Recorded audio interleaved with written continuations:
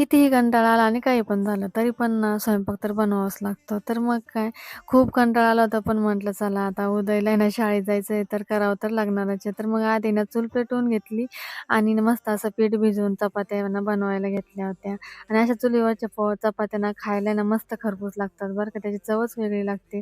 तर मग ना त्याच्या टिफिनसाठी मला ना वांग्याचं भरीत बनवायचं होतं. मग आहे ना त्या वांग्याची ना मस्त अशी ना साईडची सालं काढून घेतली काट्याची आणि मग त्याला ना तेल लावलं आणि तोपर्यंत इकडे ना बाजरीची भाकर पण भाजत होती. तर मग आहे ना मस्त असं तेल लावून घेतलं वांग्याला आणि ना अशी विस्तवामध्ये ना भाजायला टाकून दिले आणि असं तेल लावून जर भाजले ना, तर मग त्याचे ना जे वरचे सालं जे असतं ना, ते अलगद निघून येतात.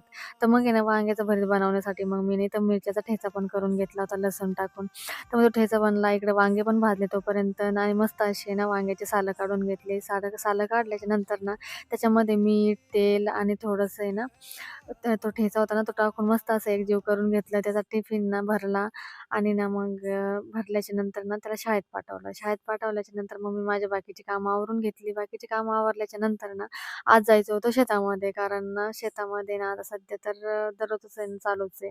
तर मग आहे ना शेतामध्ये निघालो. शेतामध्ये निघाल्याच्या नंतर ना शेतात जात नाही, तर लगेच या नाही ना पावसाने सुरुवात केली.